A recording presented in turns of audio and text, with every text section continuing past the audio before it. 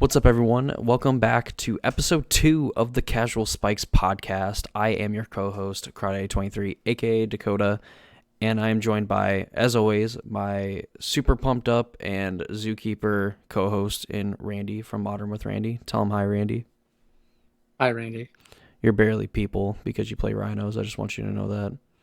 I mean, that's fine. 2 years ago, I made the best investment ever and bought into Temur Rhinos and just have been coasting on the easiness of play. I don't know if Zookeepers can technically be hipsters, but you might be the first. All right, Possibly. I'm done slandering Rhinos because I've unfortunately given it a lot of kudos over the last few weeks. But I figured this episode, and me and Randy talked about it. It seemed like a very good idea in a podcast format where we talk a lot about Modern Pioneer. That we should talk about probably one of the biggest modern events that has taken place this year in the LEC Ghent, aka the European Regional Championship, that took place last Saturday. About a week ago from when this video is actually getting uploaded, and we've seen some heartbreak, unfortunately. But I think this event is definitely going to give us some good information when looking forward to RC Denver. This is going to be taking place next weekend? Yes, Question next weekend. mark. Yeah, it's next week. I had to think about that. I had to think about when I was flying out. But yeah, it is next weekend. So me and Randy, in usual fashion, we're going to kind of break down what we're seeing, what's going on, give our thoughts, and eventually lead into some predictions and what we expect to see from RC Denver. And I tell you what, folks, if this predictions from the last episode for this RC are any indication of what it's going to be for Denver, we're pretty spot on, I think. Yeah, I mean, we were definitely right in what we thought the top five decks were going to be. So obviously, Rhinos was the number one deck, coming in at 15% of the meta, along with Rakdos Grief right behind it at 14.9, so basically 15%. And then Yawgmoth has basically been up and coming and probably is one of the best decks in the format at 11% or 11.6%. And then we had Murktide going at 8.6, and then Amulet Titan at 8.1.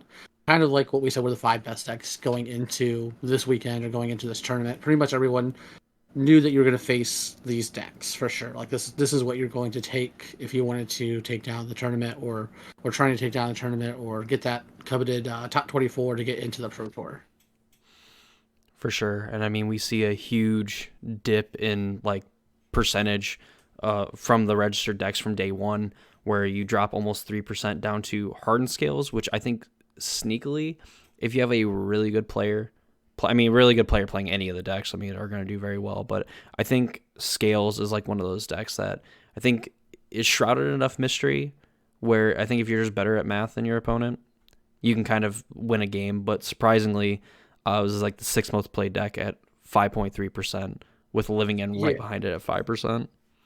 yeah. I will say I think that Amulet Titan and Hardened Scales are two of the more like technical decks to play.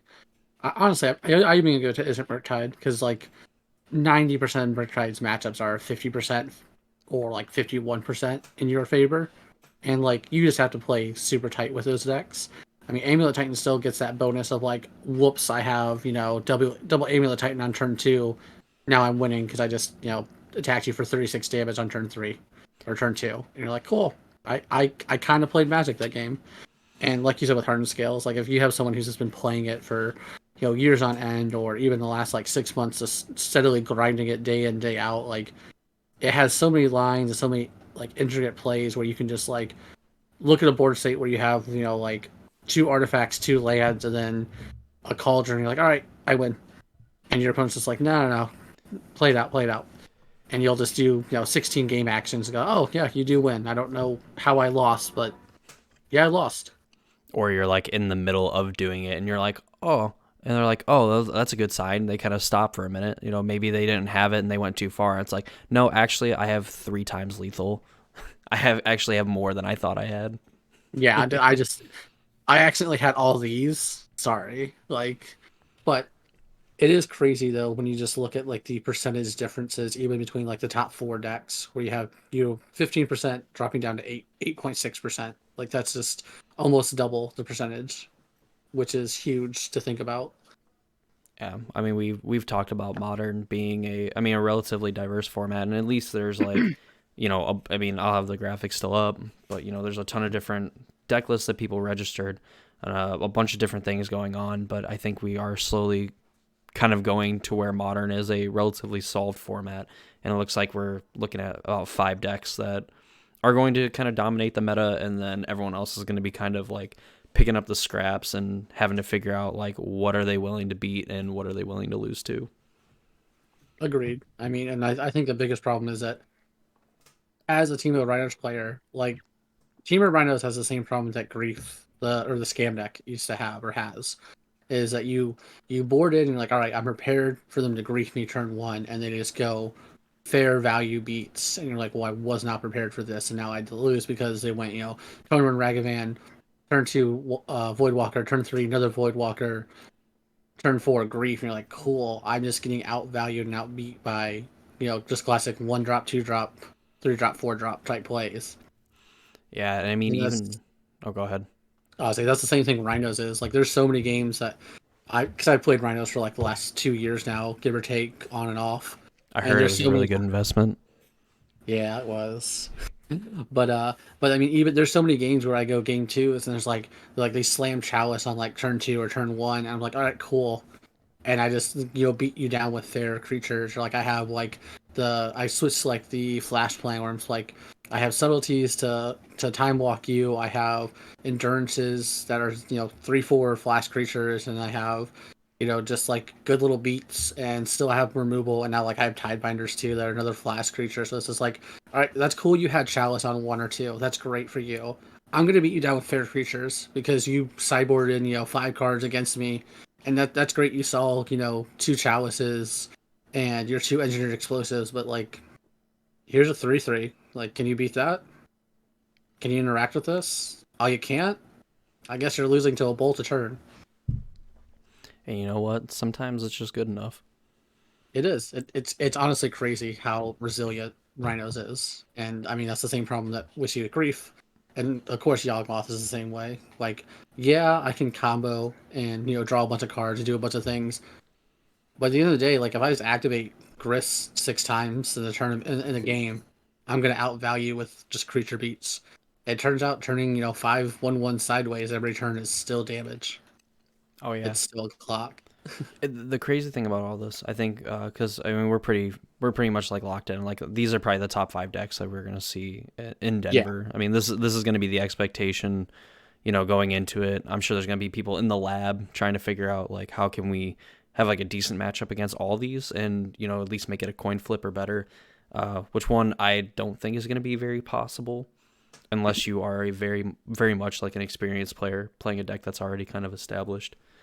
But yeah. I mean, I think the biggest thing we'll see in Denver is because we have the new set coming out at the same time, is maybe someone found a deck to break, or they found something where like someone else didn't see it, or some other card that got spoiled, and there's like this is a combo, like no one's gonna see this coming, and then people just aren't prepared for it, right? Because mhm. like they're playing XYZ new cards, and it's just like yeah, and then when I do this and this, I just like kill you. And people are like, oh yeah, see, I had the counter spell for that, but I didn't know what was going on, so I didn't counter the right spell. The thing is, like, I think Rhinos. I mean, in kind of like with a few matches I played, where like I definitely played pretty sloppy. I made a ton of mistakes, and just the fact of like sometimes just playing like drawing a cascade spell and playing it, getting yourself some Rhinos is like enough to erase, some mistakes too. Like if your opponent just isn't able to like fully capitalize on them. So I think like of like these top 5 decks, I think like Rhinos is probably the best one, because when you have a really good Rhinos player, it's super hard to really just take advantage of like what they have going on, because even if you hate them out, they have ways to fight the hate or just like Mhm. not even play their main game plan at all. Or if you're someone like me and you play it like suboptimally, like you can just kind of like hurt the dirt cascade turn 3, turn 4, turn 5, and just win games that, playing a normal deck, you probably wouldn't have won. Oh, agreed. Like Rhinos definitely has like the problem when you're playing against it, where like you can just keep this soft hand of like cascading on three, cascading on four, And like outside of like isn't Murktide, there's not really like counter spells running around, so like no one's punishing you for that. Like don't get me wrong, like yeah, like scam can still punish you because like you kept a soft hand to scam, and they double grief your spells, but like you still just get to top deck a cascade spell, and like now you're right back in the game because you put 8 power on board. They have to now be careful about like Yawgmoth.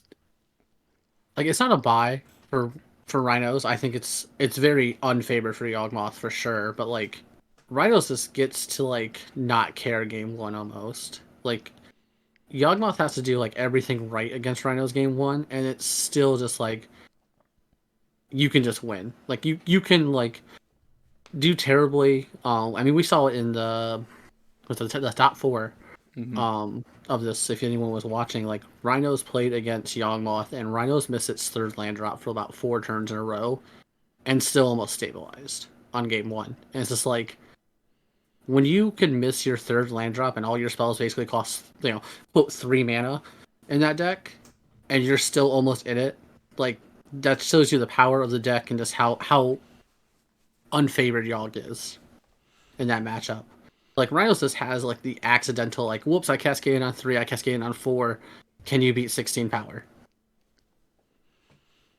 Yeah, I mean, Rhinos is definitely able to flex its muscles, and I think Cascade. I mean, historically has always been a busted mechanic and has always been abused really for since the beginning of modern, and it's kind of like the first iteration of a Cascade deck that is able to like fully interact. Sure, like Living End had like ingot chewers back in the day, or some of these other things like blow up problematic like artifacts and enchantments that would like Mm-hmm. exile their graveyard. But I mean, when you have a deck that's just like, okay, I can kind of tempo you out with ices. I can just end up casting Flame of Anor, and I can get some card advantage going and interact with your board.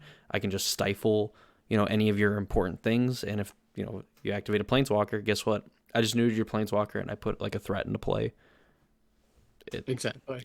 it does everything, and it does everything very well.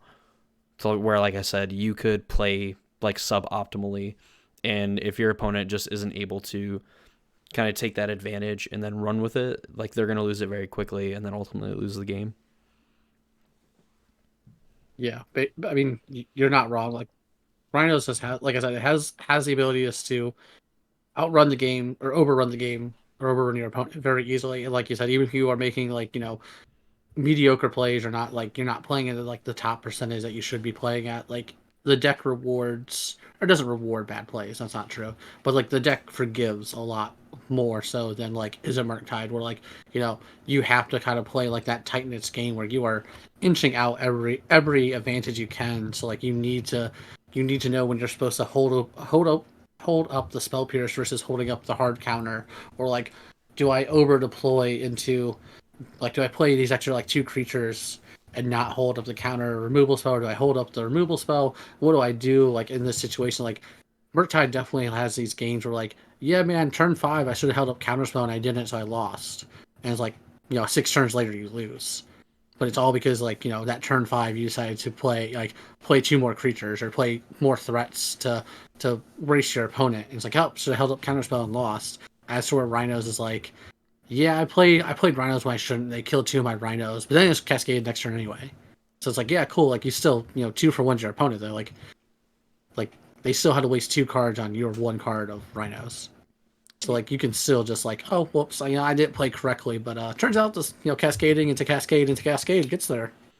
Who knew? Who knew? And really, historically speaking, one of the only decks that wants to draw, as many Cascade spells as it can, aside from wanting one, via like the Living End deck, only really wanting one of them. Yeah, I mean, I'm living in as like the polar opposite sense of like where they want to cascade once and win, which obviously doesn't always happen. Like there is Living End will commonly play two cascade spells in the course of a game where like they do a baby Living End to like clear off some pressure, or like you know just apply enough pressure to now their opponent has to be on the back foot thinking about how they're gonna handle 9 power. Mm-hmm. And then they'll get rid of that and like, oh cool, you tapped out to like kill my creatures, I'm gonna cascade again, but this time I'm bringing back 30 power. Oh yeah, it definitely feels like It feels like a Fury Not Dead After All, where it's just like I have this big threat into play, and then your entire board's gone, and you're left to try to figure it out. Yeah, with relatively little time, if any. Like Also, you may maybe have a turn. also the fact that it's funny that of the top five decks, the deck that literally plays, Rhinos probably across like all the decks, probably the least intelligent creature that is in fact the most forgiving.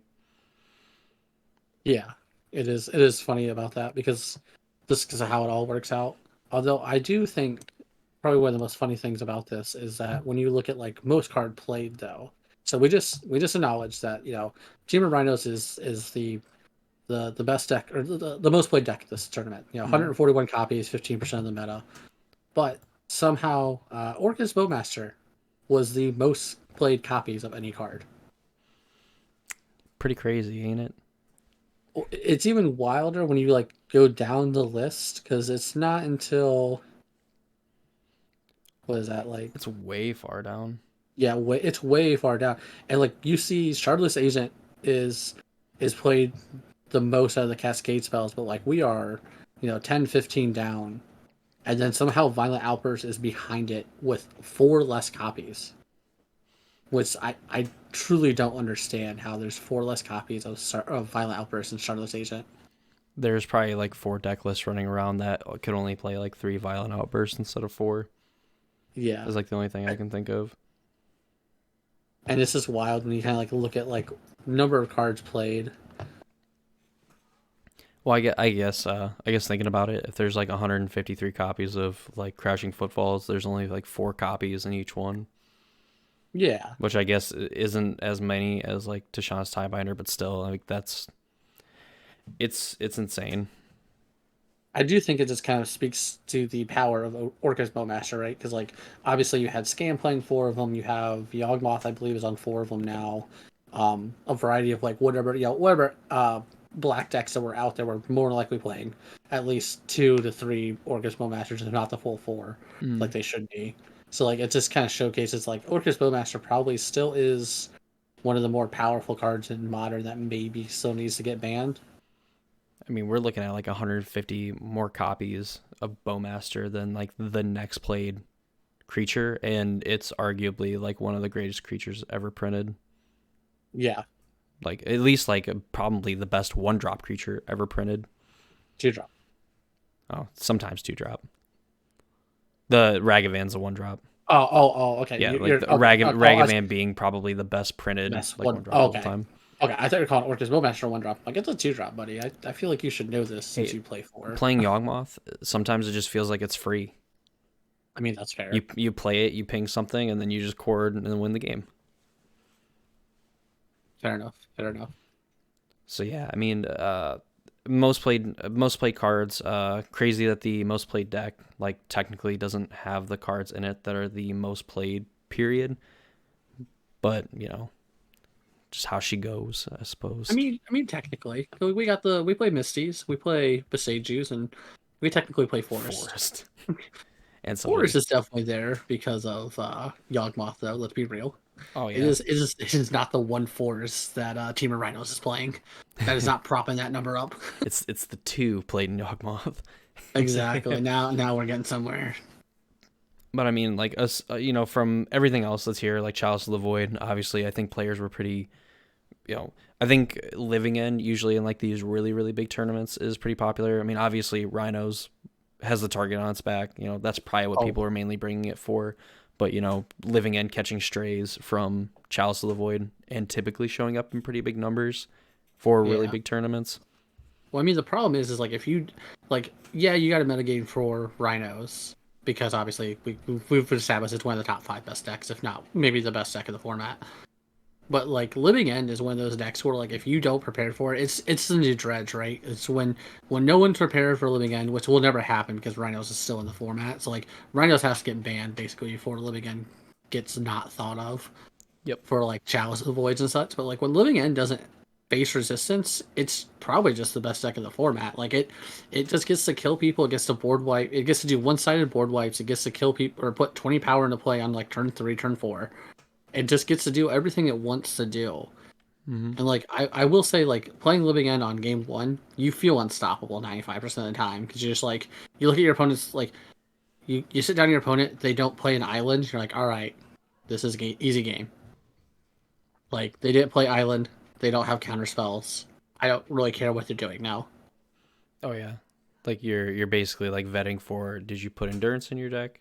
Are you playing counter spells? If you were playing neither, I give you like a 0% chance roughly to like win game one against, anybody with a pulse and a ham sandwich playing Living End.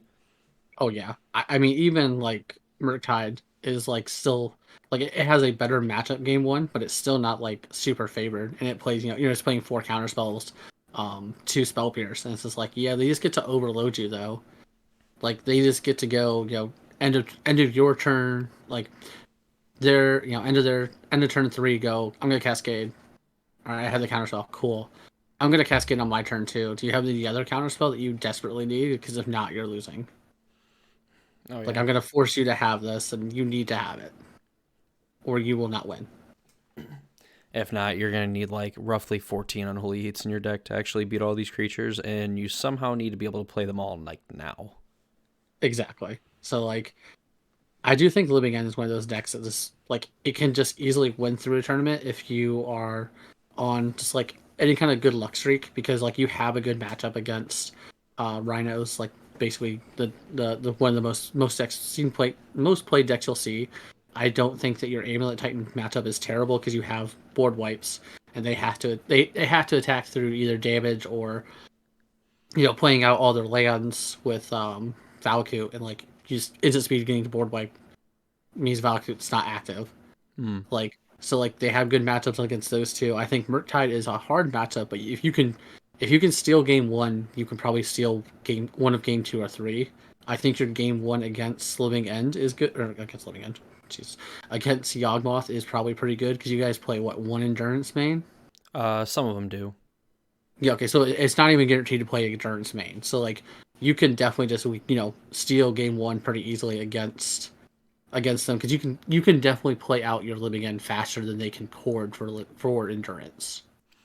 Oh yeah, and honestly, like I think that if I were to go forward with playing Yawgmoth, there's like a side. Even though the main deck, like game one, the Fulminator Mage, eat it with Soul's Cauldron, everything's a Fulminator Mage. I think it's pretty good. I think playing two endurances, just if Murktide's going to be popular in general, is just a good thing to kind of do going Mm-hmm. forward. At least one, but like two is probably right. I can see that. I can see that. I say if we want to move on though to like our win percentages Yeah, like of no day one one. cares about the most played cards. What are we doing? Like Bowmaster's busted. End of Hot, story. hot take, Bowmaster, good guys. You heard it here last. Bowmaster's good. What I mean, if we go through the win percentage rate or win rate of day one, just going through the top five decks, Temur Rhinos had a 53% win rate, which is pretty good considering it was a big part of the meta. I think 53% is a pretty accurate representation of what Rhinos is doing against the meta as a whole. And then Yawgmoth with 54%. Again, I think it's good against everything but Rhinos, realistically. Yeah, I would say so. Rakdos Grief or Scam, I should say, with an abysmal 45%. This was the second most played deck. Barely And the second most played deck too. yeah, yeah, I mean, we're talking about 3% different, or 0.3%, sorry. Not 3%, 0.3% No, difference. that's just the And first deck, and the fourth deck is 3%. yeah, but yeah, with a 45% win rate, which seems horrendous. I think Yawgmoth has finally figured out how to prey upon Scam, and Scam losing the Fury is really huge against their Yawgmoth matchup. Because like still can do like some busted things, but Yawgmoth just has good top decks still. Like you're still playing what? You're still playing five shirt spells because you play four chords and like one Yep. One Eldritch. Evo. Yeah, Evo. You still have. I mean, Gris is just a broken card.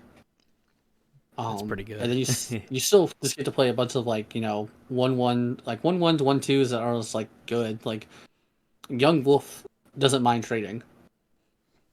Yeah, it gets in Like there. it's It's fearless. He is a good draft common.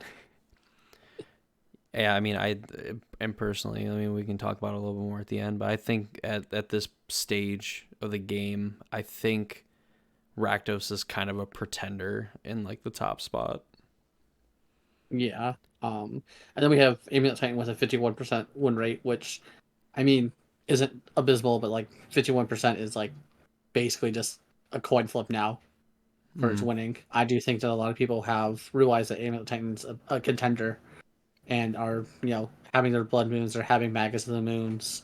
They have like a plan for Amulet Titan. They are not like going into it blind. They're not going into it scared. Like people expect to sit down against it and they will be prepared for it, which is unfortunate because I think that's what Amulet Titan used to prey upon was people not being ready for it. Yeah, I can see that.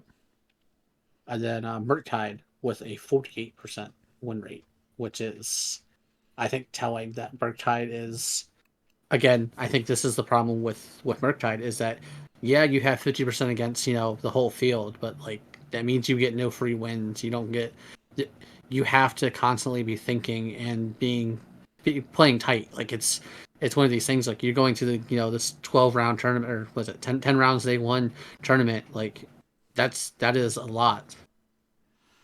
Yeah, I mean, you're free. I think that there's an extreme scenario where like Izza gets free wins, and it's usually in the format where Orcish Bowmaster being the most played card, and then all the other decks playing like Fire Ice and Dead Gone, that you somehow get to play a Ragavan turn one on the play, and then you just snowball that advantage into just like drowning your opponent. And that is the only time I think you get like an easy game playing Murktide. I think so. I think the reason we see is that Murktide have a 48% win rate is because they can't play Ledger Shredder right now. So like Ledger Shredder is like was like their bread and butter against Rhinos because you can quickly turn it into a 3/5, which then blocks Rhinos effectively and stops the pressure of Rhinos effectively. All you need to do is now kill one Rhino. You have a 3/5 blocker. Rhinos isn't getting in. We're feeling good. Mm-hmm. Legislature feels horrendous when you have Yawgmoth and Scam playing 8 Bowmasters, and Legislature is not a May ability. You have to draw. Yep. So, like, that doesn't feel good. Plus, you have Yawgmoth and Scam playing Shieldred, which is, again, somehow playable in Modern. $100, Four, baby. 4 mana, 4/5, that has no relevant text when it enters the battlefield. $100 card. And Thank you, and like Wizards. the keyword that it has on it, like really isn't that good. Just the fact that it beats up on like 90% of the other creatures in the format. Yep. But when you're playing, you have to deal with like the two worst cards when it comes to drawing extra cards are seeing play by the second and third most popular deck. It Mm-hmm. makes it real hard to put literature into your deck. Oh yeah. Doesn't feel so good anymore. No, and I mean that card was like quickly 20 $25 for four of staple in that deck. Like that was like one of your main threats, and now you see some copies like playing two, and I can't imagine that in most situations it feels good having it and then having to tiptoe around your own ledger shredder to avoid, growing your opponent's creatures or just losing additional life. Yeah, exactly. So I think that is where Murktide has like taken the biggest hit, and then moving down, I guess there's a couple more. Living End had a 52% win rate, which like we said, I think that deck feels really strong, and when it's good, it's good. Mm-hmm. Um, Though crazy enough, if you take a look at this, like Azorius Hammer, it looks like was the had the highest win percentage with 72% on day one, Mm. which is a little crazy when you see how mediocre it did overall. Like day one, it felt on top of the world, and it just kind of didn't Fell feel good off. after that. I mean, and then you But have like just the normal, like the mono white hammer deck that was at 43%, almost a 30% difference in win rate. mhm. So I think what we've learned from this, Randy, is that islands are pretty good. Once again, folks, you heard it here last. Island and Bowmaster, good cards. It's almost like if you put them together, like say, I don't know, like a Demir Death Shadow or like a Demir Control, uh, results may vary. Yeah, it's like Demir controls racking up that 46% win, so maybe not that good. The Demir Death Shadow did have a 57% win, so I mean, looks a hey, little better. all you have to do is pair it with, for the longest time, one of the most busted one drops before Ragavan and Modern Horizons in general. Yeah, I'm just saying. I'm just saying. I'm a fan. But that's I think overall, what we see from like kind of like all the win rates kind of going over and kind of relative to what was actually played and how many numbers they were played at. I think we found out that Rakdos Grief is kind of a pretender. Amulet Titan might just be proving that there is players out there that are willing to play it. They're seeing that it's getting better. It's slowly creeping up in metagame percentage, according to MTG mhm. Goldfish. And, you know, all the tools are out there. Players are getting better. Amulet Titan's got to be really good. Yeah. I will say if you look at the top 5 decks that we had coming in on day one, Rhinos, Yawgmoth looked good because you had over a 50% win rate. Mm. Amulet Titan squeezed in there at 51, which I think is like you said, more people are picking up the deck.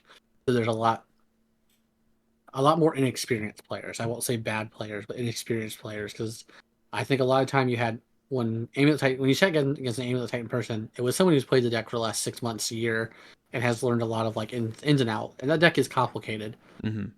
There's a lot of things you have to figure out when you draw, your Masuva, and like, well, I needed that to be in the deck next turn, Yep. or you drew your Boros Stronghold, right? That's the red white Yeah. land against the The creature. Slayer Stronghold. Slayer Stronghold. Sorry, Slayer Stronghold. When you draw that, it's like, okay, well, I have a lot more to think about now because that was my game plan next turn, Mm-hmm. or this turn, and it's just like, Titan's not getting haste this turn. That is a problem. Oh So I yeah. do think that you're getting more inexperienced players picking up Amulet Titan, which I don't think is a bad thing. I think that people have finally learned that Amulet Titan is good, despite the last 8 years of it being good.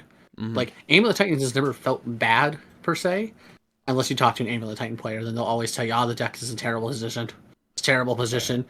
And you look at the sideboards, no one playing Blood Moon, no one playing Counterspell, and it's like, yeah, terrible position to be Amulet Titan right now. It's like the most played deck is Jund. What are you doing What do you? with no Blood Moons? What do you mean it's a terrible position? Yeah, it's a terrible position. Just don't play it. I believe that there is a secret cabal of Amulet Titan players who just constantly are like, guys, we got to make sure we tell everyone the deck's bad. We don't want it banned.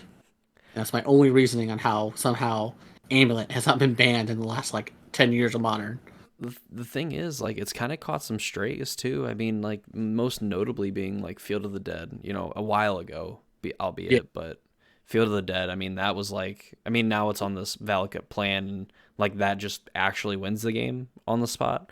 But like when you had Field of the Dead with all your bounce lands and stuff, literally it'd be nothing for them to have like zero board, and then they end up with like two Titans and like 15 zombies in play, and yeah, nobody registering Supreme Verdict. yeah, exactly. But I say moving on to day Yeah, two. the most Look, important day. This is where winners are born and where they close. They close it out. Cookies are for closers. so unsurprising, we see Temur Rhinos at the top. So it was the most played deck by 0.3%, and looking at day two, it was 20.3% of the meta. But then Yawgmoth has creeped up to number two now. So it was it started off at 11.6% of the meta and is now 14.4% of the meta. So it went up in meta share, which I mean most of the time you are when you're going to day two because so many decks are getting cut. Mm-hmm. But you know, moved up, put in 32 copies into day two, and then you see Rakdos Scam with 12.2%, and then Amulet Titan with 9.5%, and Isn't Murktide with 6.8%. I mean, Which yeah, it's you have a pretty big disparity at the top, like from one yeah, to two, in terms of the number of decks actually being played. hmm And then, ironically, Living End coming in at that sixth place. Like I said, when you run hot with Living End, you are just unstoppable. Yeah, don't get in their way, please. No, but and then Hardened Scale is pulling up that seventh spot with 5.4%. Mm. And just having one less deck than Living End. Mm-hmm. So I mean, like overall, right? I mean, this is, I mean, aside from Temur Rhinos just absolutely pacing the field at this point. I mean, I think it's had a technical. I mean, it had more decks than Yawgmoth in it, but it had like 1 percentage point less of a win rate on day one, and it Mm-hmm. put in 13 more copies. Yeah, like I said, I think this is where you see the Rhinos players who have put in the work and who understand like how you are playing as a metagame, how you are sideboarding, what you need to do, and understanding your role in the game. I also think that this is the players who understand what the mirror match is about, because I think that is the hardest matchup for Rhinos, in my opinion. I mean, outside of like Living End, which is almost a buy for Living End. Boy, oh boy, we got a mess Yeah, on our hands. but like the Rhinos mirror match has become hard, to say the least. It's a grindy mirror match where it's not the first person to resolve Rhinos, it's the one who resolved the most Rhinos. And so it becomes pretty hard, pretty fast to maintain board state and keep up, along with all the hate you have for your own deck, essentially. So it is challenging. It's a game of resources for sure, and it's uh it's both fun and aggravating at the same time. Well, yeah, because sometimes you just are in a rush to leave, and you left your Millennium Puzzle sitting on your desk. So now you're just hoping that you're just naturally lucky, and you don't have 1,000 plus years of card games and being dope at card games, just you know in a little tiny triangle. Fair enough. Yes, Randy, I'm telling you that your ancestor was probably a pharaoh back in the Egyptian days, and they played with magical stone tablets. Mm. And that can I transfer to real money somehow? Can I get like the riches they had back then so I can maybe buy a house as a millennial? Yeah, find a really weird like old man who hosts a tournament on his island. The thing is that that person is dead now, so So say this just sounds like obscene, and we I think I'm too old for him. we probably yeah. I mean, I guess if oh god, no, all right, childhood ruin. Um, Overall, meta breakdown. Uh, Continuing to be unsurprised. Yeah, I mean, like I said, I think the top five decks are still the top five decks. I do think that we're going to see a lot more Rakdos Scam and Isn't Murktide being more the fourth and fifth most played decks. And it's going to be, Team of Rhinos. I think Yawgmoth is going to, like, they're going to be one and two, just depending on how many people register, how many copies is the difference. And I think Amulet Titan will probably be either still three or fourth, just depending on what people are registering, but I think that Recto Scam and Isn't Riptide are probably on your lower end of the top five decks. And I think if we kind of peel back the curtain a little bit more, I think if we'd seen kind of like the I guess the individual records, and I mean I think you can see that on MTG Melee, like the Yeah. individual records. You might just find that with 27 copies of Rakdos Grief making day two, like maybe it's not like the worst thing to be doing. Obviously, there's better things to be doing, but that could just mean that there was a lot of players that were like 03, 04 playing like Rakdos mid range, and then you had some players that were like 8-1 on like day one, and that'll bring down Hmm. kind of like a win percentage. There might have been more people that won one or two games and then or one or two matches and lost four, you know, more so Yeah. than there were people that went X1 or X2 on or even XO on day one.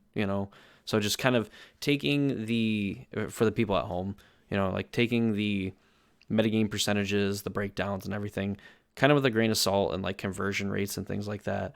Because I don't think it's necessarily indicative telling the story as a whole, but definitely still gives you a pretty accurate, in a way, an accurate insight onto what exactly is going on. Yeah, I will also preference this too. Like, so Rakdos Grief, going to the top 16 here, did not put anything in the top 16. Right? There's no Rakdos Grief, Rakdos Scam, whatever you want to call it. There's none of those in the top 16.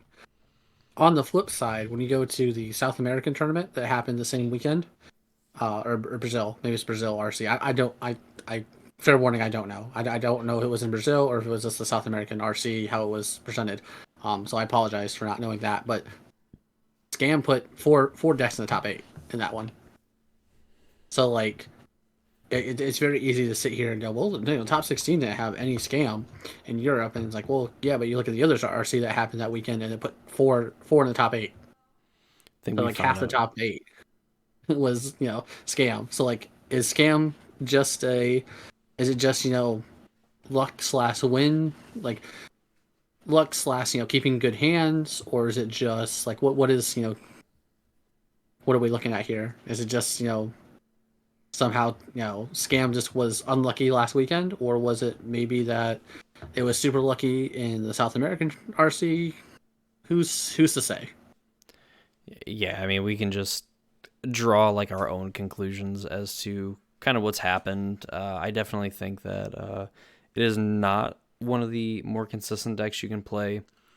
I think it. I mean, before the bans, it was absolutely like the best deck. Even like win rate aside, like the explosiveness and the things you could do with that deck, nuts. Hmm. Like I'm not betting against Rakdos, even if the data suggests that it's on the decline, even though it's getting played more than anything else. I do think that it comes down to a lot of like, don't get me wrong, like there's definitely decks that like mulligan well, and I don't think Rakdos mulligan's the best as a whole, or so much so that like, so they still have to play the scam spells that aren't good top decks, right? So like when you look at like the average top deck, like compared to Rhinos to scam, Rhinos has a lot better top decks because like you can just top deck into a cascade spell or into a spell that draws you to, or into a flash creature or something that you can hold up and interact with your opponent. Mm-hmm. And you look at scams top decks, if you can draw a lot of like crappy top decks. You draw, you top deck grief when you have, one or two cards in hand and 3 mana. It's a horrible top deck. Oh yeah. Horrible. You top deck a undying spell or not dead after all or whatever you want to call it, horrible. Like Yeah, there's yeah. just they just have bad top decks to where like you get into this attrition war and like even let's say like you end up at parity or like board's clear on both sides and you each have like 3 mana and even if you're at like 5 life, like as the person playing against scam and they just start top decking like undying spells or like just bad spells or like not relevant spells, or like, oh, top deck my 4 mana shieldred in my like 19 land deck, good. You're just like, cool, like they can just have bad draws, have bad top decks, and I think that might be just what happened here in Europe. Like I said, I wouldn't, like you said, I wouldn't count out scam because it's still just gonna do scam things, right? Like, Yep. turns out, Thoughtseize still a good card, Bowmaster's still a good card, Shelly's still a good card, Fable still not a bad card. Like they still play good cards. Don't get me wrong, but I do think that some like Yawgmoth has learned how to grind so much better, and that is a problem for the scam deck when it gets into these top deck wars. 100%. And I think Rakdos is starting to reach Jund territory, where I Mm-hmm. think kind of no matter what, people are still going to play it.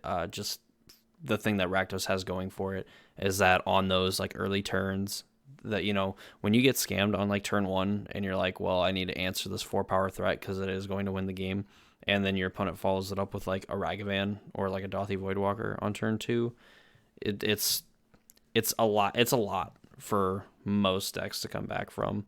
And Agreed.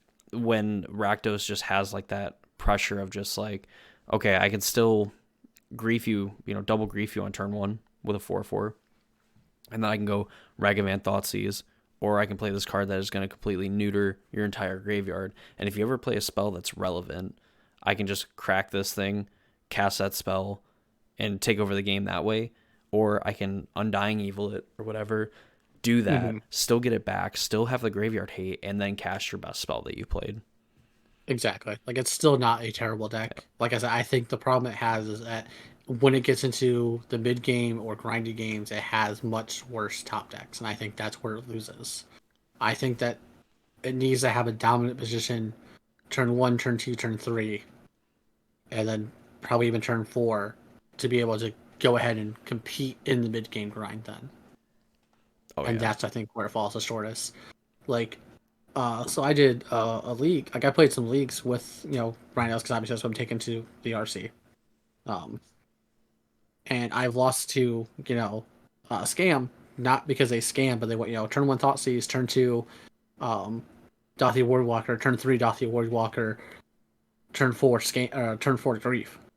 Like that's hard to beat. Like most decks struggle to beat the turn 1, turn 2, turn 3, turn 4 plays. Like that's still good in Magic. Like that's never not been a good move when you can go proactive. Like you need to answer. Not most decks can't just like answer the turn 1, turn 2, turn 3, turn 4 play. Mm-hmm. Yeah, and I So I think is it Murktide? As long as people continue to play high numbers of Rakdos, is it Murktide is going to be pretty good. I think now that they've kind of developed like the Stern Scolding, because that also like attacks Yawgmoth in a pretty favorable way, counters like 99% of their stuff, and it counters Grist as well. which is huge Which because like a resolved risk against Murkite is usually pretty oh yeah, horrendous. it absolutely just like stomps on like the Murktide that they try to resolve to close out the game. Just makes it go on for a few more turns where now you're asking the questions, is it? And then if they don't have the right answers to it, you combo and win, or you just beat them down. But I think is taking the right steps. I mean, this is kind of like the tale of two decks, right? Like, is it Murktide and Rakdos Scam? We're kind of like the decks kind of like jockeying for position. Is it Murktide was like one of the best decks, and then we had the Pro Tour last year, and Rakdos took over. And of course, this is like taking away from like the top 16, but just as like a point being, both decks have tried to innovate after bannings, after kind of getting knocked off their pedestal and everything. And Rakdos has managed to hold on to its spot, and honestly, I don't think it necessarily deserves that spot. Not that it's bad, as we established, but just the fact that aside from grief on turn 1 or curving out and being proactive, it's kind of an abysmal deck, short of like top decking Shieldred late in the game. Mm-hmm. And then like is slowly like making the changes it needs to where it can fight off the top decks in the format, and then also keep its pressure on the decks that are at the top that it was already good at or good Agreed. against. I think that, like I said, I think the biggest problem with Murktide in these type of RCs and stuff like that is the amount of time you're playing and the amount of games you're playing and the mental and taxing toll it is. So anybody who's ever is listening who's ever like played in like these big type events like the SCG cons, like the 20K SCG cons that are going on, the RCs, any of these like big multi-day tournaments, like it's a grind on you to sit there and play for 10 rounds. So I mean, even saying like, let's say most of your games are lasting 30-35 minutes and you get time in between each round, which doesn't happen all the time for sure because there's Mm. multiple, like modern is such a complex format that you can easily go to round or to time when you're playing you know uh isn't Murktide and Rhinos against each other. Like that is a game that can go to time very easily, or a match that can go to time very easily. But let's just say like you're playing well, you're playing a good deck, and your rounds are only lasting 30-35 minutes. Well, you still are waiting on people for that other 15-20 minutes, plus time on round and the extra turns. Like this is a long, grueling day. I know, like RC Atlanta, people got there at like the player meeting was at 10 o'clock, so people were showing up there maybe a little earlier to look at the artists and things like that. Let's just say you're getting there at like 9. Nine's a nice normal time to get there. It gives you an hour to be comfortable, make sure you have a water or something, be ready. The people who were day twoing did not leave until like 10 o'clock that night. That is 12 hours of Magic. Yeah. And Magic is not a simple-minded game. I mean, even if you take what people will consider quote the easiest deck to play of Burn, still has multiple decisions it has to make, and it has to know when to like switch from being aggressor to being just pointing at Burn at the face, things like that. Like it still is mentally taxing to play 12 hours of Magic, or 6 hours of Magic straight. saying, you're only playing 30 minutes each round. Like, because you're somehow have gotten all opponents who play fast with you. Saying you're only playing 30, 35 minutes a round, that's like 6 hours Magic straight. That's a very taxing time and very taxing on your mental state. And I think that's why we see these Murktide decks not do well. Not because it's necessarily a bad deck, because they are innovating, they are, figuring out what they need to do.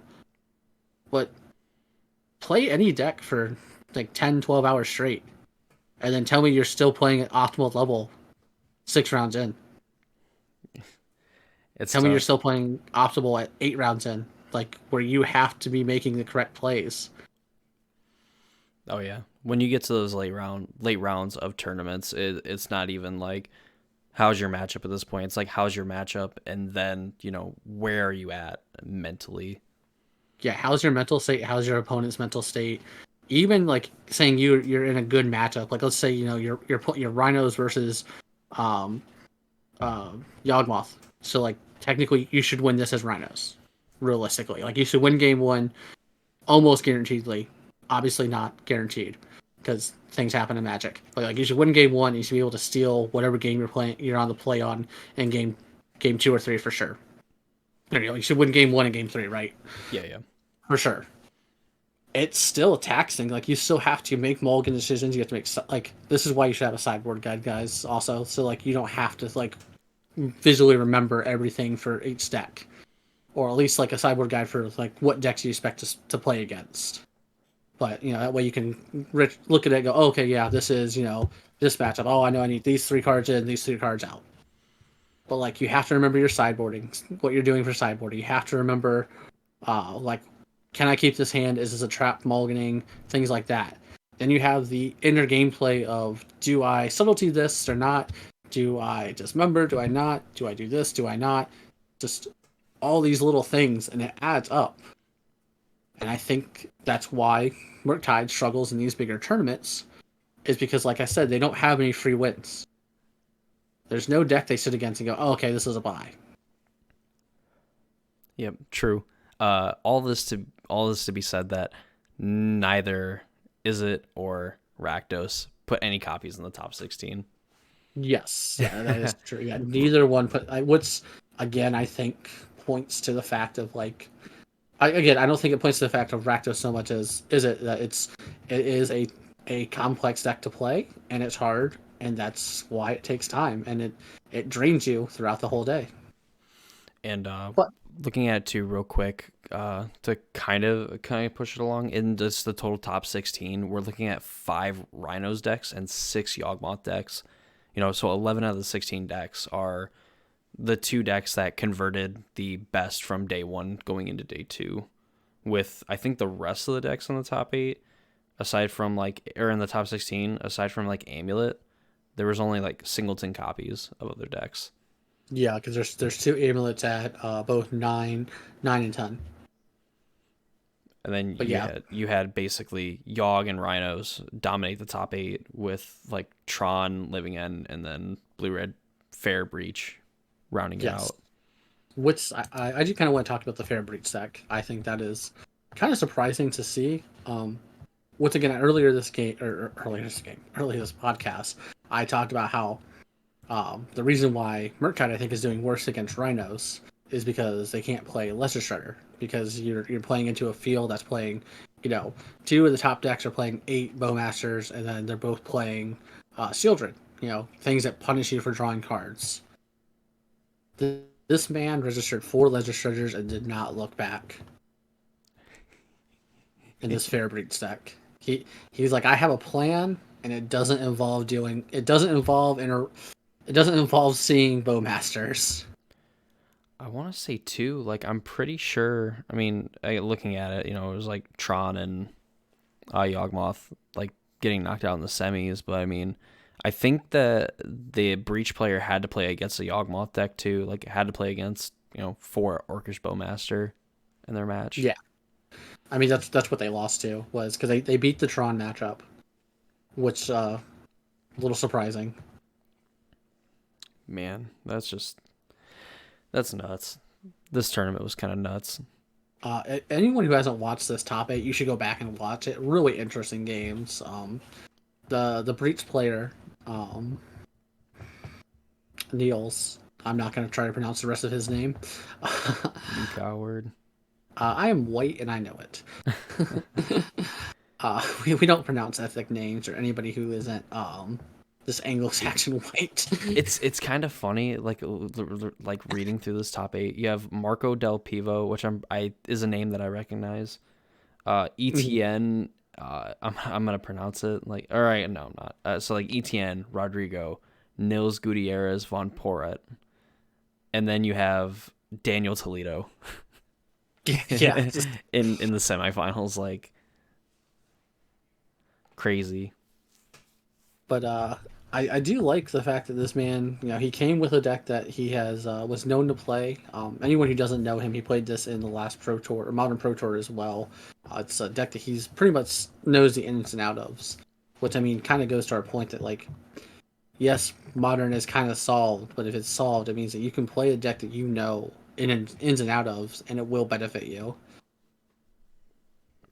I mean, definitely paid Clearly. off with a PT invite and like a top 8, with a chance to take down the whole tournament. Yeah, I mean, he got the PT invite. He got cash in his pocket. He's looking good, right? Like this is what he wanted.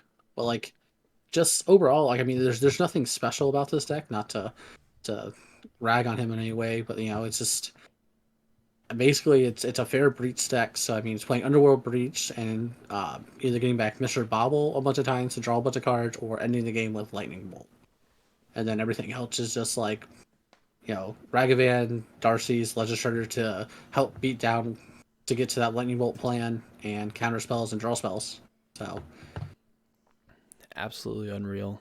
It's sweet actually getting to see a deck like this like make it, especially when Breach has been one of those decks that uh like Corey Baumeister, Ross Miriam and stuff like that, like some really good players have been on and then kind of went off, and then it starts doing good and they get right back on it. So pretty cool to see it. oh for sure. And then the other like oddball out Tron, if you will, doesn't really look like it's playing anything too crazy. I mean, he had three dismembers in the main, which might be a little different. I don't know Tron that well. I don't really run into it that much. I don't really see it that much. So I mean, three dismembers is a little different. Definitely kind of recognizing the scam matchup is still bad. Yep. But like outside of that, nothing too crazy. I will say he's playing four rings main, which is a little different because I know a lot of them are playing, the one ring in the sideboard, so that way you can get it with cards. So you're effectively running seven copies of the ring. Yep.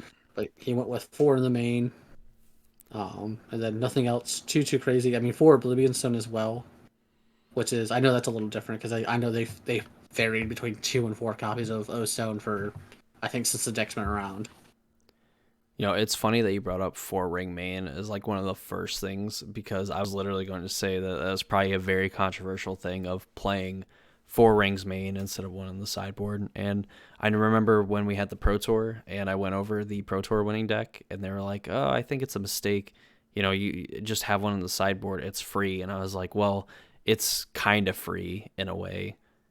Mm-hmm. In very specific scenarios that definitely came up, I would say, during the Pro Tour, especially the finals, is the reason why that you play like four ring main instead of one in the sideboard. Yeah, I mean, I think the four ring main is better. Like you want to draw it, you want to see it, and like if you want to get it with Karn, like you can't do that on turn three. Like you don't Yep. have you have 7 mana, not 8. So like I think that is a huge deal in that sense. Oh yeah. The fact that I'm not gonna harp on it like for a long time, because like Tron's Tron, like people are gonna play it, people are not gonna play it, and Yeah. I don't think like if you're trying to pick up a deck and you want to do it and be successful or whatever, play one of the top 5 decks. Like even though I've kind of trashed like Rakdos and in a way, I guess, like Murktide and stuff like that, picking any one of those 5 decks, sitting down, committing to learn it, whatever, at least for the time being right now, is going to be a good investment of your time to having success in the more, Hmm. in the bigger tournaments and, the tournaments that matter, you know. Yeah. But that said, for like Tron and stuff like that, like understanding that Karn the Great Creator is such a good card that the reason why that you see 4 rings main instead of the 3 and 1, like Randy said, you can't just go like turn 3, Karn the Great Creator, go get ring and then play ring. You just want to be able to play ring on turn 3.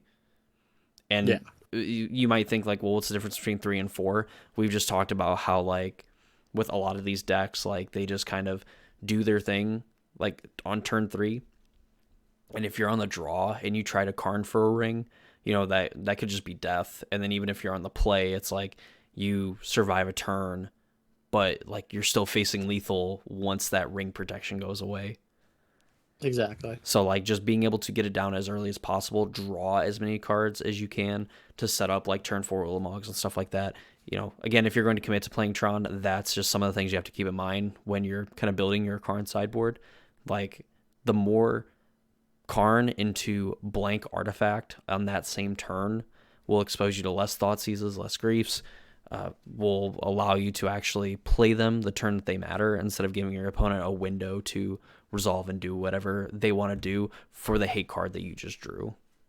Yeah, I will say, like, if you look at his sideboard, like, we have one, two, three cards in his sideboard that you can't cast the same turn you cast Karn. Mm-hmm. I think that's correct. And, like, those are, like, Seascape Laborer, where you're trying to end the game, Sundering Titan, where you're trying to end the game, and Warm Coil Legend, where you're trying to stabilize. Yeah. Like, those three cards are not cards you're getting the same turn you're casting Karn. Yeah. Like, those are second and third activations of Karn.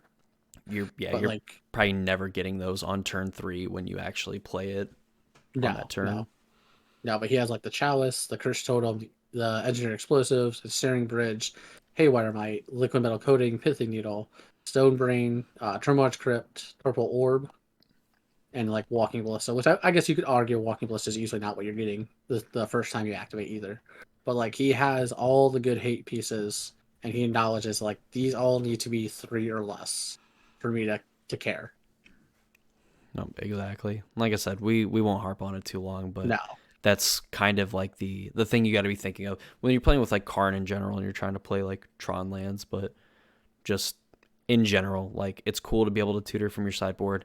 It's way cooler to tutor a card and then immediately get to play it rather than exposing it to something, exactly. regardless of how often it might happen. But Um, I think wrapping up here, I wanted to kind of talk about the deck. I'm basically like 74 of my 75 is figured out for going to Denver here well, next weekend. well, Randy, I know you're trying to like push us through and everything. I totally respect you over there. And you have a great music video, but what did we learn from all this? Um, I mean, I because mean, I guess in general, I guess to kind of finish it up, Rhinos did end up winning the event. We had two yeah, Yawgmoth decks in the top 4, and then you had Tron and then Rhinos. Yawg actually beat Tron, which is surprising, and then Rhinos beat Yawgmoth in its semifinals, and then I believe Rhinos 2-0'd Yawgmoth, yes, yeah, to which you already went over that it's absolutely yeah, busted. yeah. I said game one. Like I said, game one is not a buy, but it feels very close to a buy, um, for the most part. Obviously, like I said, there's conditions to that and things like that. But I think honestly, what I think we've learned is that I would argue that the two best decks in the format are Temur Rhinos and Yawgmoth going forward. I think that that's probably where you want to be.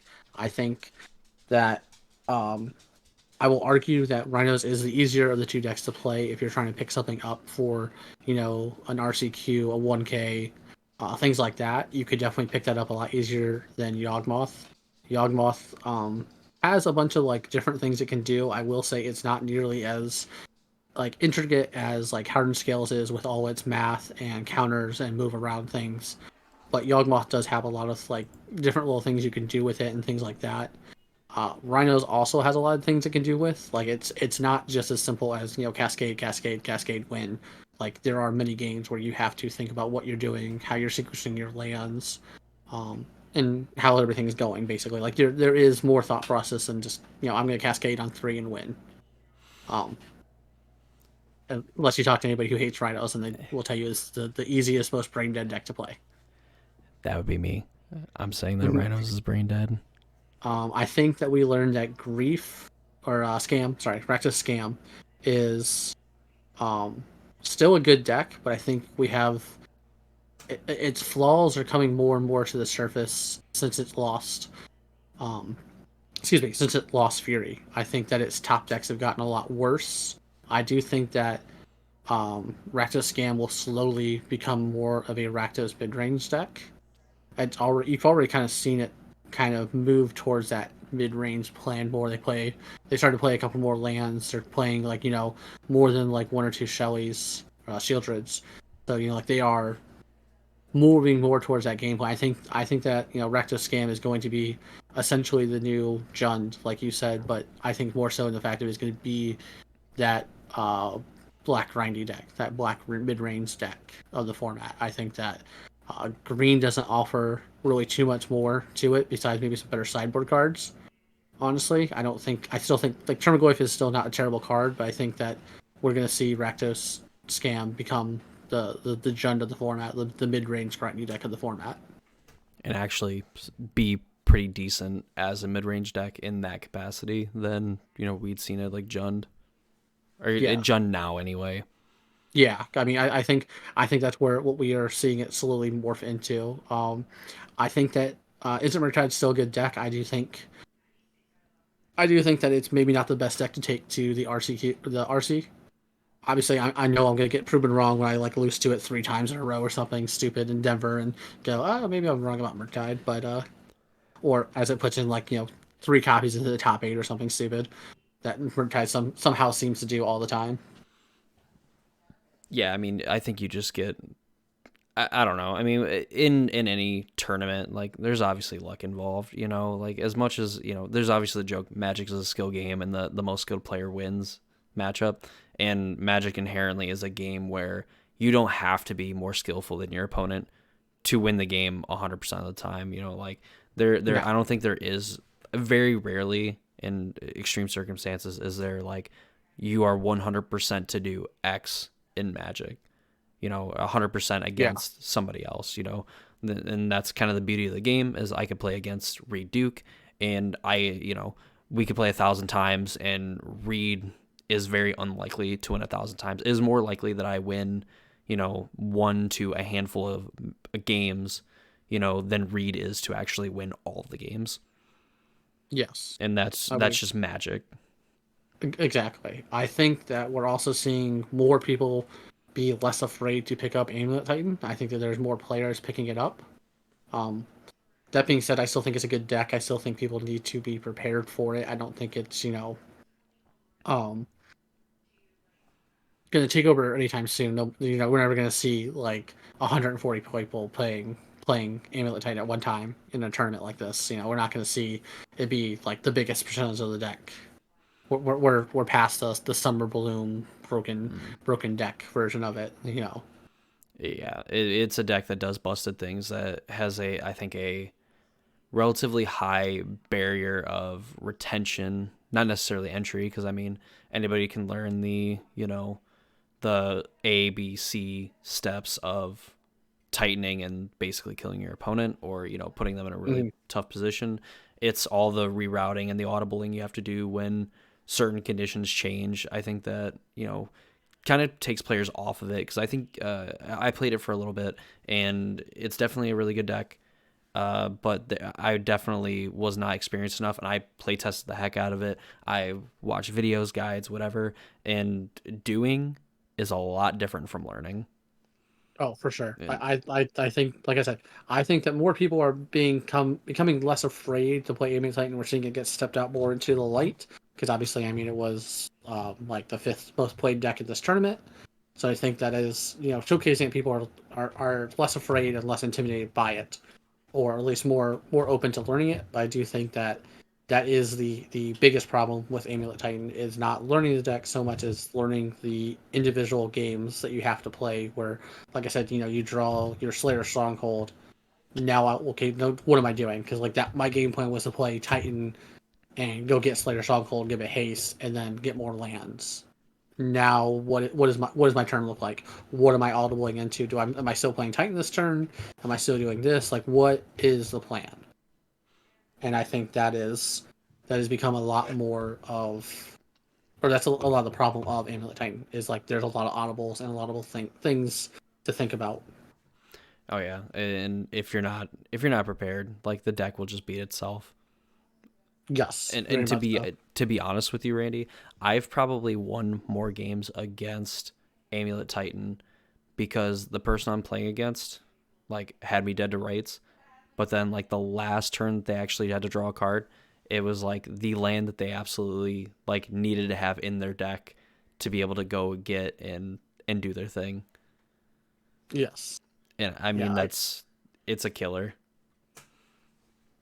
But I think that as we kind of wrap it up with the breakdown of the RC and things that we learned, I don't think too much has changed. I expect to see basically the same top five decks going into Denver as a whole. Like I said, I think the numbers might be different as a whole, or the percentage might be different as a whole. Obviously, maybe there's more Yawgmoths show up at Denver than Rhinos, maybe more Grief show up, or maybe more Murktide show up than Grief. I think Amulet Titan will still be like kind of the fifth most played deck. I don't think there's going to be more than what was showing up, or vice versa. I don't think we're going to have, like I said, we're not going to have 150 people show up on Amulet Titan. I don't Yeah. think that's going to happen. I think that, like I said, I think it'll be like the fifth, maybe the sixth most played deck. I think that is the only spot I think could change is Amulet Titan and whatever the sixth most played deck is. I think those numbers could change just because it depends on how many people feel comfortable taking it to the RC. So I think that's like the biggest outlier or what could change. But like I said, I think top four is going to be Rhinos, Yawgmoth, Grief, and Murktide, just depending on the numbers as a whole. And like I said, do more people take Rhinos because it just won the RC here in Europe, or are they going to be more gun shy because they think more people are going to have more hate for Rhinos? Um, Same thing with Yawgmoth. Is there going to be more hate now for Yawgmoth? Is there a lot of good hate for Yawgmoth in general? I mean, we have people who are playing the like Cursed Totem is like the biggest hate card you see played against Yawgmoth, but they can definitely play through it. And like I said, your backup plan as a Yawgmoth player is I'm going to beat you down with 1/1s. Like that's a good backup plan. It's a good backup plan. That like, yeah, I'm just gonna turn my creature sideways. Oh yeah. I mean, when you're playing Yawgmoth, Randy, you're literally playing with a card that has committed more war crimes than probably every dictator that's ever existed in human history. So like, you're not in fear of any more sideboard cards. You're already in. Like, we're going to prison, but damn, we're going into prison with a big ass trophy. I mean, I'm just saying. you're not wrong about Yogg. He has done some messed up things, but Of course, like lore wise, you know. yeah, yeah, lore wise, of course. But like I said, I think that the top four decks are pretty much the same. The uh, Amulet Titan's the only one I think that could change just based off of again how many players show up, right? Like that's the big thing on that one, and that's meta share. I do think that there might be more living end players that show up based on how well it did on day two of Europe. I can see that one showing up. I also think that Domain Zoo might show up more in force because of the new ley line that just excuse me, the new ley line that just got printed that makes all your creatures all colors as well as all your lands all basic land types. Oh yeah. Yeah. I mean, just being able to combo well with Scion or Draco and make all Mm-hmm. your things like keyword soup. Exactly. I do think though that Domain Zoo deck will look different than what we are currently seeing. I think that if you're going to play that zoo or that type of zoo, you're going to play way more pitch spells as well, because you want something to do with your ley lines you draw, on turn two and forward. Yeah, I could see that. I was thinking like bigger creatures, like just playing, 2 mana, like six, like basically the creatures that might have like a downside for like 1 or 2 mana, and it's just like whatever, like it has first strike, trample, hexproof, lifelink, flying, whatever, like whatever the heck Scion gives them. And it's like, sure, you can have the benefit of like this bad creature, but like it's still bigger than anything you have, and it's just going to absolutely run you over. Oh yeah, like I said, I think that is a possibility of what we might see more of.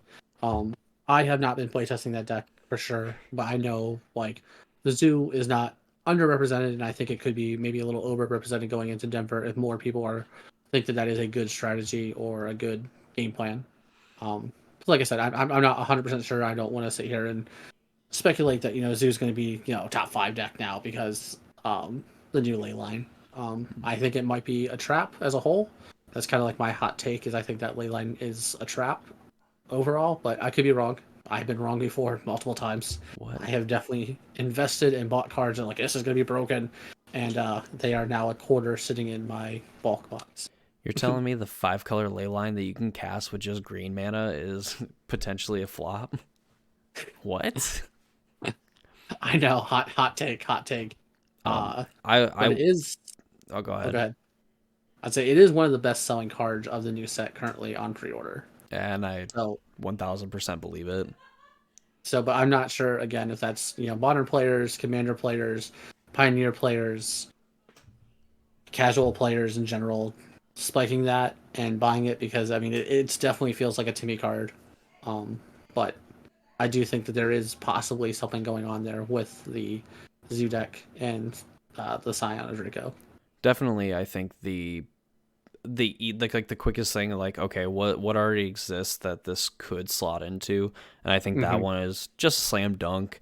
You know, the fact that, like, all right, you're like Ragavans, you're already 5/5 like Kavus, and now I think that deck could play something like I think it already was playing Tarmogoyf, but like now, if it isn't, Tarmogoyf is definitely like a slam dunk. Just having a 6/7, like I said, hexproof, trample, first strike, flying, It like whatever, like it plays the Shabu Brawler instead. oh It's yeah, the the 5/3 trampler for fuck two. it, like we're putting Tarmogoyf back in the deck. The brawler can go.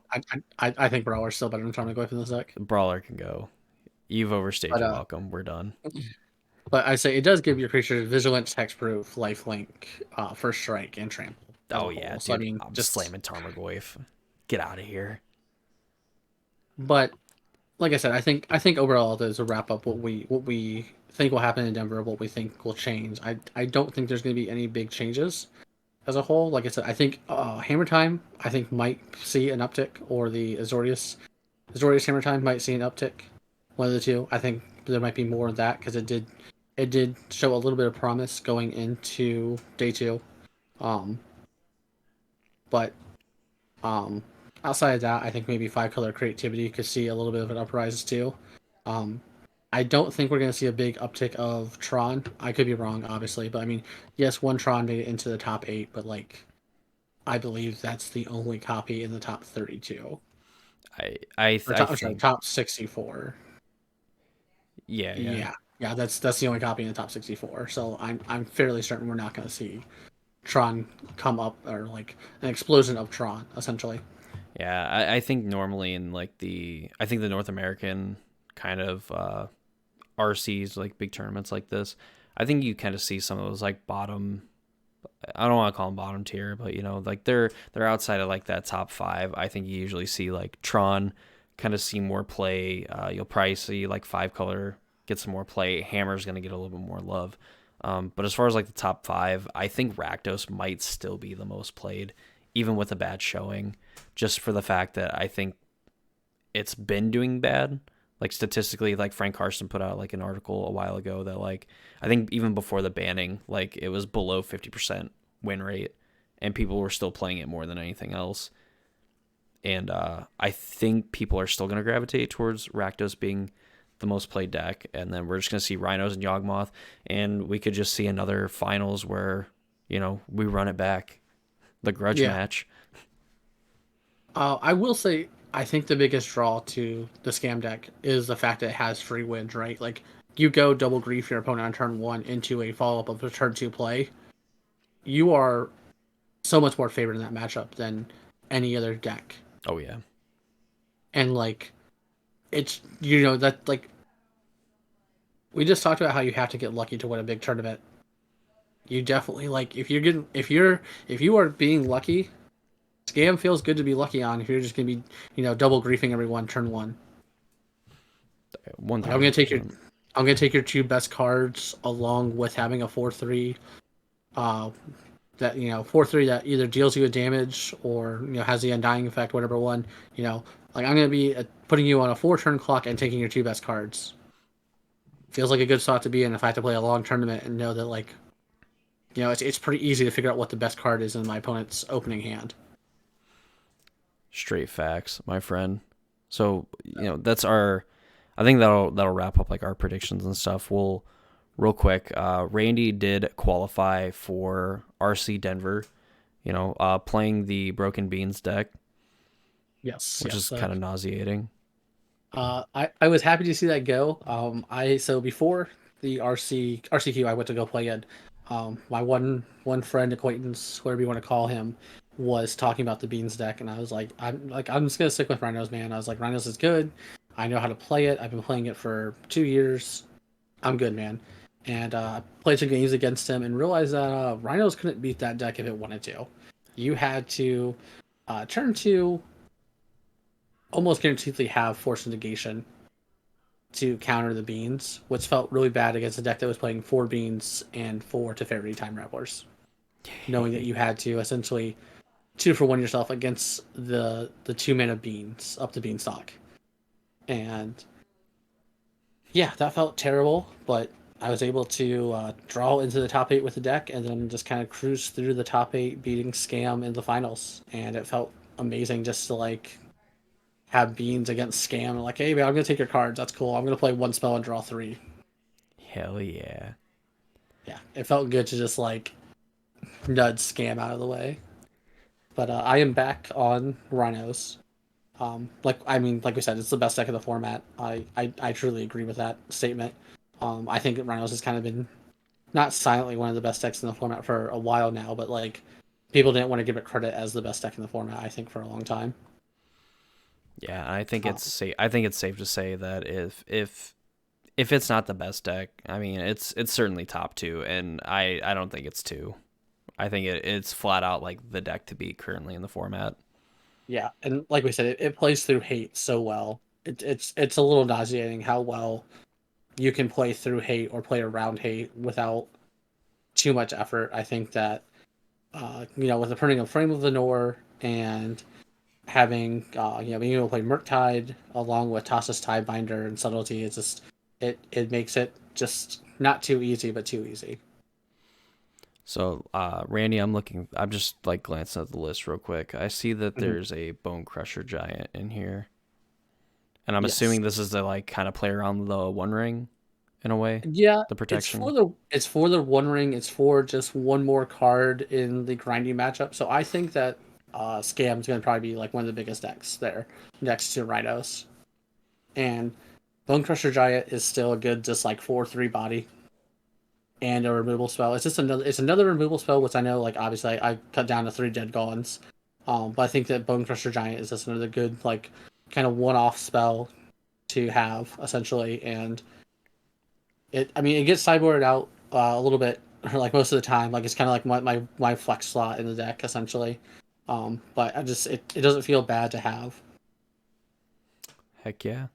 Like I definitely wishing you good luck in that event, and I mean hoping that things kind of like break your way at least. Kind of break through in a day two. hmm I mean, to be real or to be fair, I guess, or real. Like my ultimate goal is to get to the Pro Tour. That's kind of like the thing I've been working towards. Like my whole magical career at this point is like to get onto the Pro Tour. Uh, really, just to say that I've been to the Pro Tour. Like it's not something like it's amazingly hard to do as a whole, but it is a challenge and something that I want to get to. I want to get to the Pro Tour. Just say like like that's to me that's like the made it moment, right? Like I proved that I can play with the best of the best to get to the Pro Tour, and then obviously I mean like dream would be like winning the Pro Tour, but like I'm just happy with like saying like yeah man I was like number 652 at the Pro Tour. Just want to point that out. Oh yeah, I mean, and we all know that kind of like once you have like that breakthrough moment, you kind of just start to like I don't know. It's like almost your play like levels up. Like I definitely think that I can point to like specific tournaments where I was like, this is where I leveled up my play, and then Mhm. from there it's like I never really played worse than that. It was always like kind of like a step where it's like, okay, you kind of play it better and better. So who knows, like maybe you make the pro tour one time and then you have make the next 4 or 5 pro tours and then you end up top 8ing one of them, like Exactly. Just it's really just like it's almost like a validation thing, I think too. Just kind of like validates that like I haven't quote unquote wasted the last like 10 years of my life playing this game that I'm not good at. Um, because I always I think this is the most Magic players, like as much as Magic players want to act like they're the smartest person in the room, or like they are kind of like narcissistic in a way of like they are the best player in the room, or they'll think that like I think a lot of Magic player has that imposter syndrome too, of just like you kind of want to you have to do something to prove to yourself that like you belong where you are, mhm. essentially.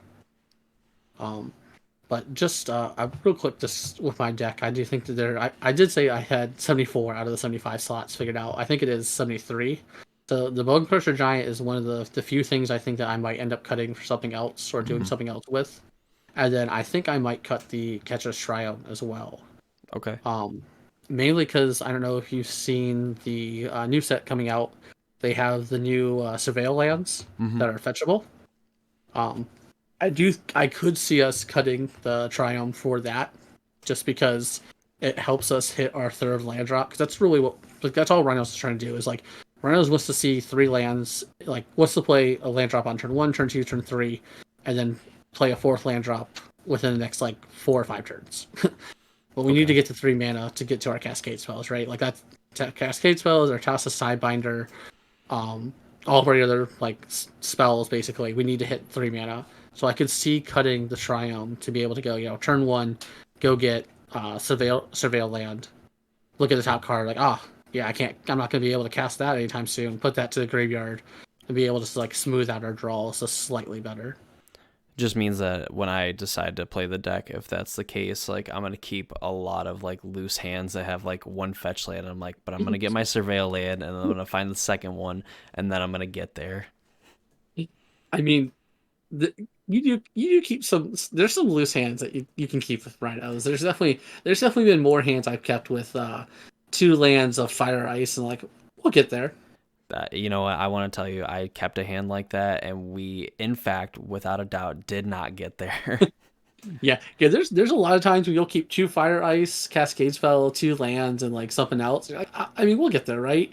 And you'll be on the draw even. You're just like draw, crashing footfalls. All right, not what we wanted to see. Well, I guess we'll cast that turn 1, turn 2, play a land, didn't draw another land. And oh well, ice you. Draw. All right, not a land. Next turn, not a land again. We're gonna ice you main phase. We really need to hit the third. Oh, not another good. No, not another land. Awesome. I'm good at Magic. mm. Yeah, I mean But that's it is what it is. You're like 95% to draw your third land, and you never draw it because the Magic gods needed to kick you in the nuts real quick. It just yeah, happens. it does. But I do think this is probably one of the best decks to take to Denver. That's why I'm on it. I've also been on it for the last like 3 years or 2 years. Basically, it's a deck that I've enjoyed a lot. I've played a lot of games with it. I've played a lot of matches with it. I've innovated with this deck probably more than any other deck I've really ever innovated with it. I know I've messed around with the sideboard so many times. At this point, I'm kind of taking almost like a stock sideboard. I will say though, like I'm kind of just I have what I need and what I think I need. Um, I also don't think there's like any crazy sideboard cards I can play that will actually help me more so than hurt me. Mm. The biggest thing I'm on 2 Force of Vigors and 2 Brotherhood's End. Brotherhood's End is just good against a kind of wide variety of decks right now. Like obviously you have Destroy All Artifacts is good against the Scales and the Hammer Time decks, but like it's still a 3 mana board wipe that doesn't kill your Rhinos and gets to hit 99% of the scams creatures. Was it like And Slagstorm that kind of does the same thing? yeah, Slagstorm could do 3 damage to each creature or each player. Oh, I thought it was like artifacts too. No, I don't Whoopsies. think so. I mean I could be wrong. This is I'll look This it is up me trying to after. remember. I'll look it up Uh, after.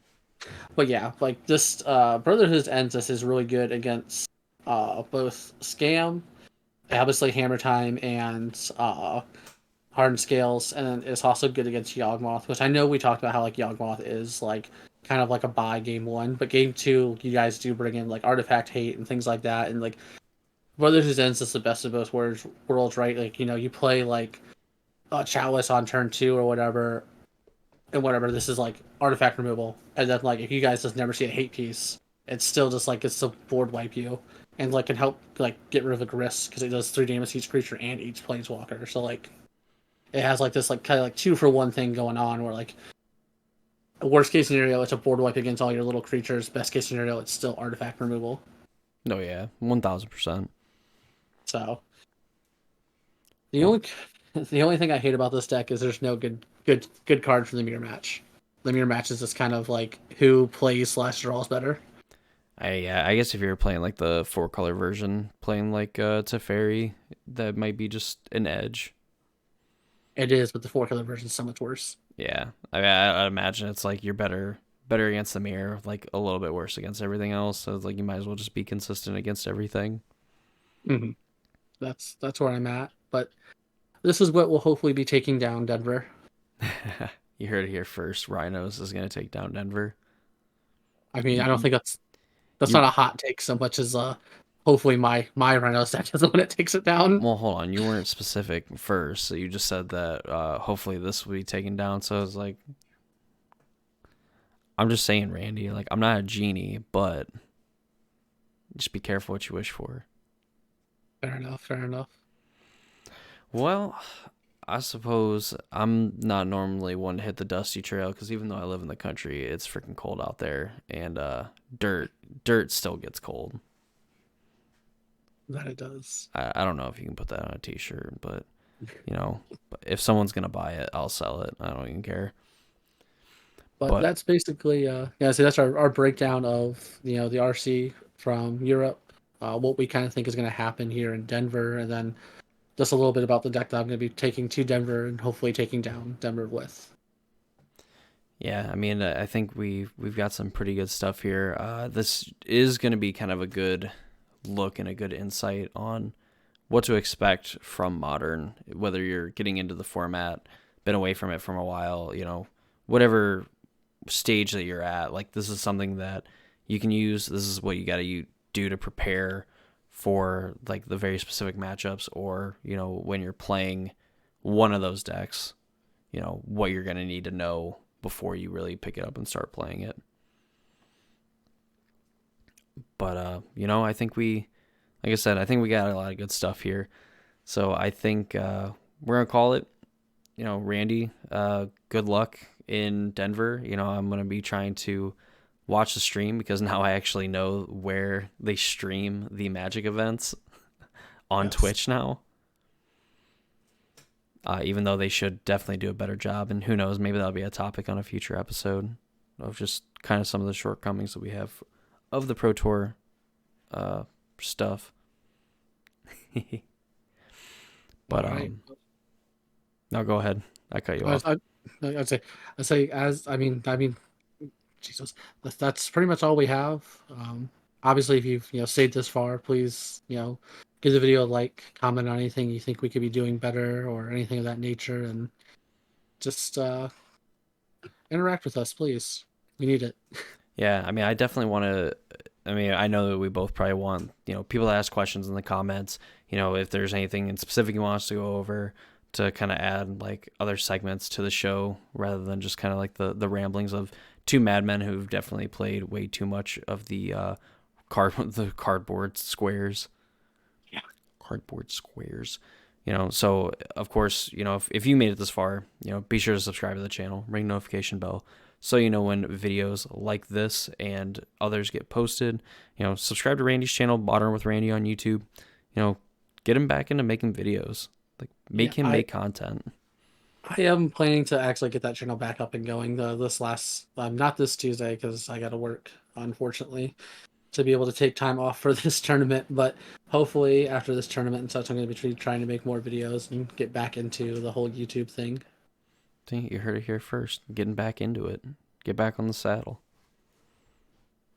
It's the game plan. I mean, rhinos are pretty tall, so like you need like one of those stands to like get back on like that saddle. But Yeah, you know, we, it we got is what stuff, it so is. it's okay. It's okay.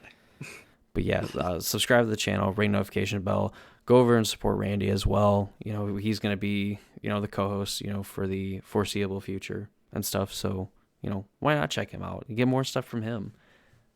Quit looking at me all the time. I mean, I'm gonna be doing it, but like, I'm one man. And yeah, give any feedback, any questions, anything like that, any topics that you want us to go over. We would love to do it. Obviously we can come up with a bunch of stuff, but we want to give back to the people watching the show. Exactly. So I think that's gonna wrap it up here. I'm Dakota. That's Randy. This is the Casual Spikes podcast, episode 2 in the books, and we're on to RC Denver. And I don't believe there's gonna be an episode next Saturday, but I'm sure we will continue the Saturday after. Maybe we'll make some. I don't know. I'm not gonna hold true to like another episode on Saturday. So Now next week we'll probably be off just because I'll be away at Denver, hopefully winning, and afterwards we'll come back. I could talk kind of about what went on at Denver, how I did as a whole, as well as what was going on. sounds like a good plan, Stan. All right, we'll see y'all later. Like, subscribe, comment, all that great stuff, and we'll catch you all later.